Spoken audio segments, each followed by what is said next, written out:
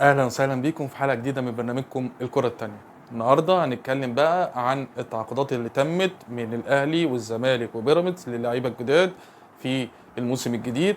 احنا اتكلمنا في الفيديو اللي فات عن احتياجات كل فريق في الاماكن، كنا اتكلمنا في الفيديو عن المراكز اللي محتاجه كل فريق فقط.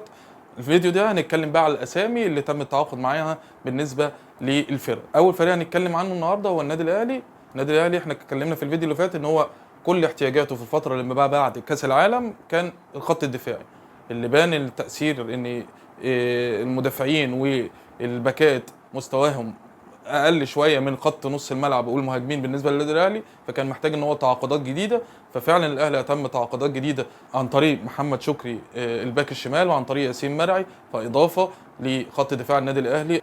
اعتقد هيبقى ليهم دور مع النادي الاهلي في الموسم اللي جاي. ناحيه اليمين ما فيش تعاقدات. مدرب الاهلي روبيرو من الاقوال اللي جت في الصحف ان هو مش محتاج باك يمين، هيكمل بمحمد هاني ومعاه عمر كمال، وهيوظف كريم فؤاد اللي بيوظفه ناحيه الشمال او اليمين هيوظفه في باك يمين او باك شمال حسب الاحتياج. الاهلي رجع له محمد شريف المهاجم اللي كان في الخليج. الاهلي مشي منه اسامه ابو علي من اهم مهاجمين الاهلي في الفتره السابقه، السنه ونص كان هداف النادي الاهلي في الفتره ديت. في خروج مؤثر على النادي الاهلي. وجود شريف هيضيف لخط هجوم النادي الاهلي، بس هنشوف اذا كان شريف هيقدر يملى فراغ ولو جزء كبير من الفراغ اللي هيسيبه اسامه ابو علي ولا لا. تعاقدات النادي الاهلي اللي بعد العوده من كاس العالم تعاقدات موجهه محدده في خط الدفاع وعوده محمد شريف. ما اعتقدش ان هم هيفكروا في مهاجم الموسم دوت او الانتقالات ديت. هيستنوا ليناير يشوفوا لو في حاجه محتاجينها او متابعين حد معين. هنشوف النادي الاهلي المفروض كده خلص كل تعاقداته. هنشوف الخطه والطريقه وهيبان في اول مباراه في الموسم ان شاء الله امام مودرن سبورت يوم الجمعه 8/8. بالنسبه لفريق بيراميدز السنه دي طبعا هو بطل افريقيا السنه اللي فاتت. التعاقدات اللي تمت من بيراميدز السنه دي ما شفناش اسامي كبيره او ما فيش شفناش تعاقدات اللي هم يكون محتاجها. احنا اتكلمنا في الفيديو اللي فات ان في كلام عن المدير الفني هيمشي، في كلام ان المهاجم الاساسي فيستون مايلي هيمشي. لغايه دلوقتي ما تمش اي خبر رسمي للخروج ولا المدير الفني ولا فيستون مايلي. فبيراميدز لغايه دلوقتي اللعيبه زي ما هم، الفريق كامل اللي حافظ على الفريق كله والمكمل معاه من بطوله افريقيا اللي فاتت.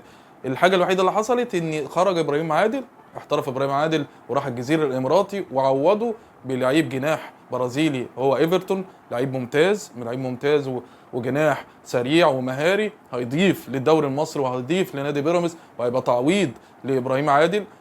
فبيراميدز تحركاته على القد لان فريقه بالنسبه لهم هو فريق متكامل. وان كنت اتمنى ان يكون في مدافع مع وجود محمود مرعي وكثره اصابات اسامه جلال، كان يبقى في مدافع لان السن بالنسبه لاحمد سامي وعلي جبر كبير. كان المفروض يبقى في مدافع تاني. هنشوف لسه الانتقالات ما خلصتش، هنشوف هل ممكن يبقى في مدافع تاني لبيراميدز ولا هيكمل بالفريق.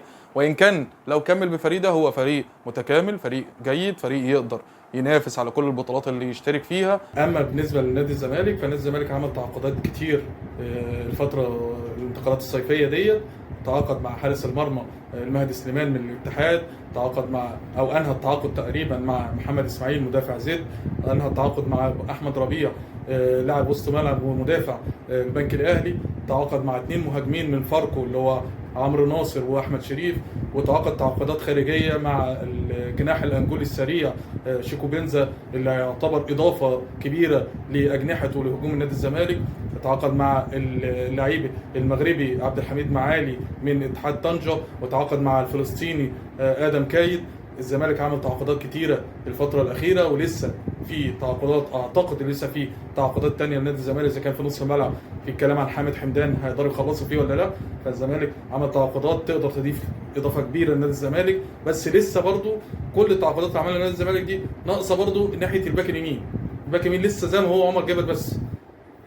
المدرب او النادي بيوظف محمد شحاته في ناحيه الباك اليمين هو يكون باك يمين، بس محمد شحاته اصلا لعيب نص ملعب مش باك يمين. فمش عارف هل الزمالك هيستمر بوجود عمر جابر او هيبقى في حد تاني يلعب باك يمين في الفتره اللي جايه. هنشوف. اظن ال3 فرق المصريه الكبار الاهلي الزمالك وبيراميدز جاهزين للموسم الجديد، اتمنى الموسم الجديد يبقى موسم فيه تنافسيه شريفه، ما يبقاش فيه كلام بقى عن الحكام، وان كان الطبيعي الكلام عن الحكام والكلام عن توجيه المباريات، بس نتمنى ان هي تكون منافسه شريفه، تكون منافسه قويه، ترجع قيمه الدوري المصري في المنطقه العربيه وفي افريقيا، اللي يعتبر من اقوى الدوريات في شمال افريقيا او في افريقيا عامه وفي الوطن العربي كله. اتمنى اعرف رايكم في التعليقات. وسؤالنا ليكم، ايه رايكم في تعاقدات الانديه المصريه؟ مين اللي تعاقد مع لعيبه محتاجهم فعلا، ومين اللي محتاج لعيبه تاني غير التعاقدات اللي عملها؟ وهل حجم المنافسه في الدوري المصري هتزيد وهنشوف مباريات قويه، ولا سيظل الصراع الدائم بين الاهلي والزمالك فقط؟ اتمنى اشوف ارائكم في التعليقات.